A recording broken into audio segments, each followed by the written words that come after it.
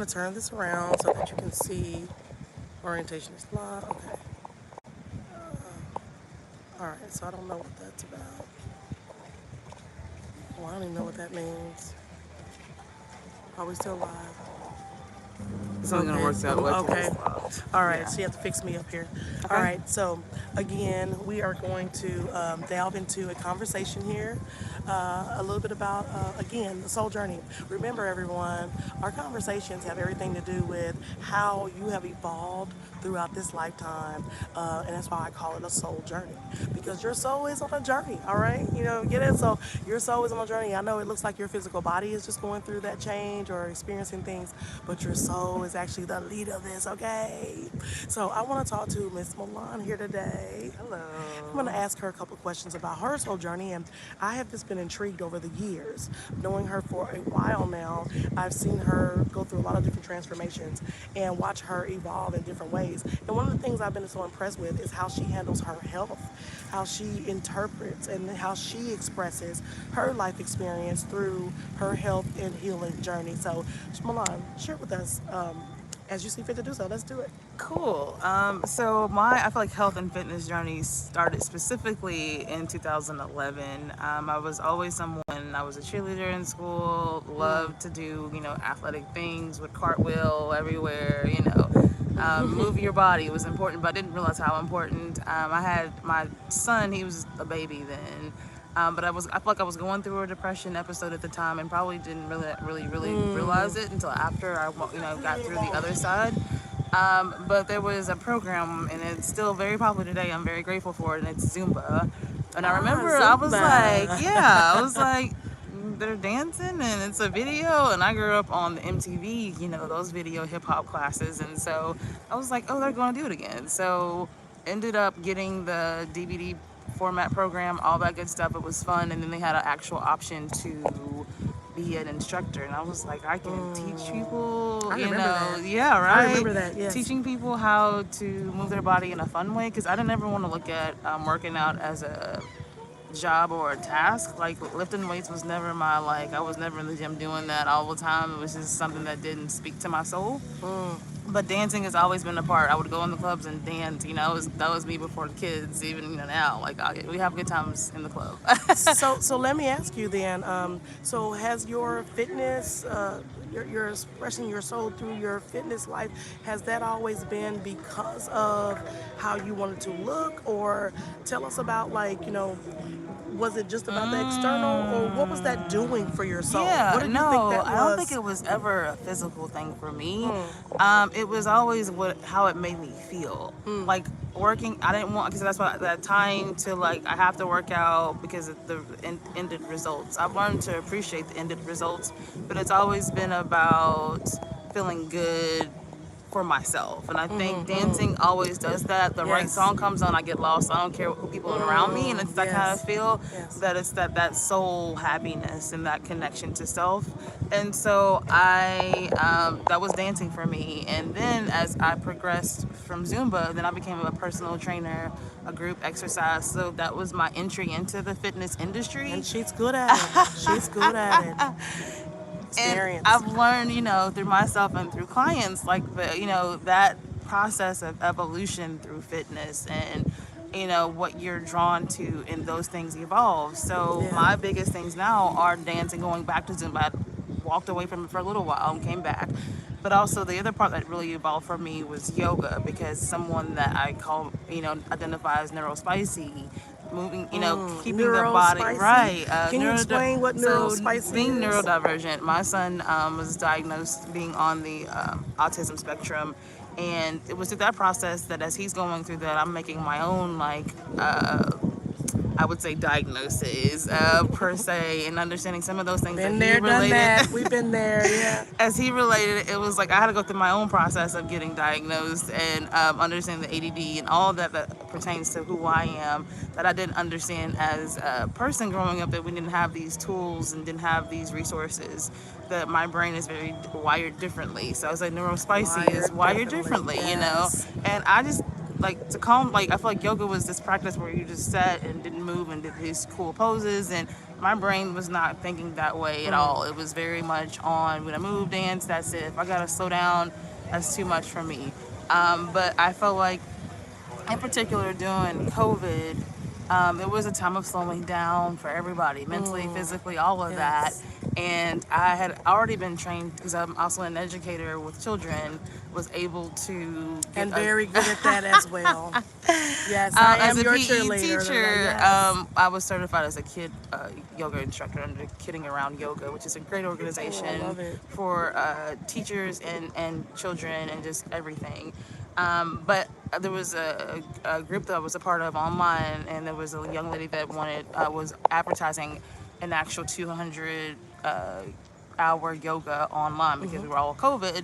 And I remember going, I was like, yeah, I think I can do that. And it's taken me a while to go through that whole process, but it's given me great gratitude because I understand what yoga is and what it isn't, that myth and debunking. But the power of yoga and breath work and why that's important on every day and everybody's part of processing because you have to breathe to live. So I think yoga is To live. Say it essential, again, right? you have to do what? Breathe to live. Like if you don't breathe, it's you're gonna die. You want And your so- soul to keep expressing itself?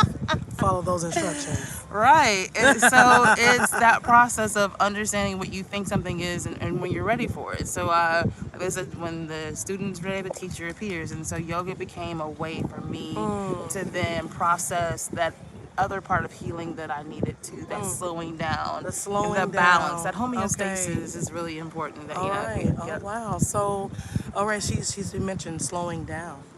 So, would you definitely say that's part of health and well-being for all humans, or just a select group of people, or at a certain time in your life? That's a great question. So I think it's a part. I'm a believer of that duality. So depending on where you are, like if you're someone that has always been that peaceful, slow down person, I do think I hope you it's can see her. It's the sun starting to shine. right. It's a The little sun's bit starting bright. to shine a It's the little perk- bit differently. That's the perk and the downside of being at the beach here. So I feel like depending on where you are on that, scale, depend what you need. I think all yoga is necessary, just depending on where you are on that journey. It may just be something as I just need to take my seconds to breathe. That deep breath is a part of the yoga, or it could be like I want to really get into a restorative session and then go Yes. through that process. Whatever the different types of yoga you may be into, it's like really a progressive type of thing. So depending on where you are, I definitely think it's beneficial to all, and it's a process because you might be like me. It might take years to be like, yeah, I'm gonna try that yoga thing, but it's definitely in the end something that will help evolve and bring that peace to your soul. So, my last question for you, Ms. Milan, is in just a sentence or two, can you tell us, as one who has identified her own evolutionary process and included health and wellness, what would you say got your attention to the fact that wellness was part of evolution for you? I think it's something that your body, your soul, your mind speaks to you. So I think as much as you have those outside voices and voices, definitely your body will start to let you know, or your mind will start to let you know that there is an imbalance, and whether we pay attention to it, because sometimes there could be subtle signs, sometimes they're loud and clear, but I think ultimately the trying the small things that bring you out joy, the things that challenge you, they all are a part of wellness, because you're strengthening something, whether that be your body, whether that be your mind, whether that be your soul. All of it works together. But I think for me, it's paying attention to those small signs. I was during depression, I was like, what small thing would bring me joy? I know dancing would, and that turned into an infomercial for Zumba, and I was like, hey, I want to order that. And then during COVID, it's like I enjoyed that time of sitting still, the beginnings of the pandemic, I'll say, when everything was shut down, and it was like, I don't have nothing to do. What is it now that my body is, getting me to understand about that moment? So it's really taking in, That's beautiful. being in the moment and knowing what you need. I love that. So you mentioned, my oldest son has a fitness business, and when he was a kid, he would always say, if I do it like that, yeah, he would always say, you know, hey, I'm gonna find a cure for cancer.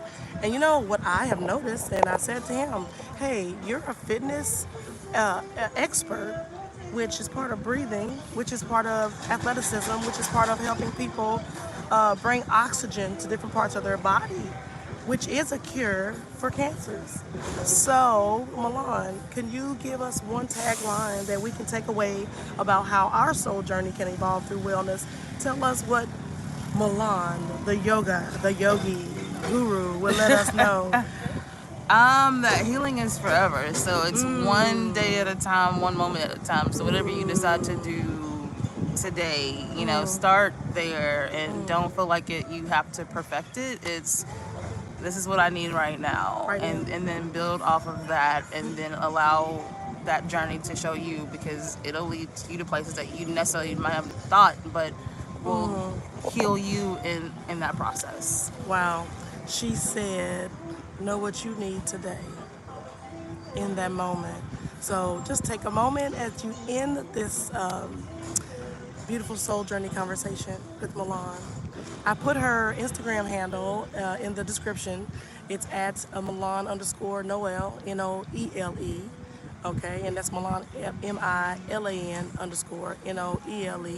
And that's on Instagram if you want to follow her to learn more about how to just be in the moment. And maybe, she can help guide you into those moments, through her post and her encouragement.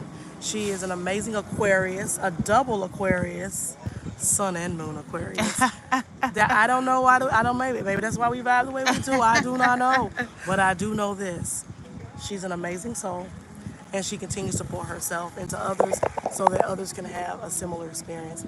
I just want to say thank you guys for listening in, for those who see it now, and for those who see it after we're not even on this planet this time. Thank you very much. She said, Namaste. Namaste.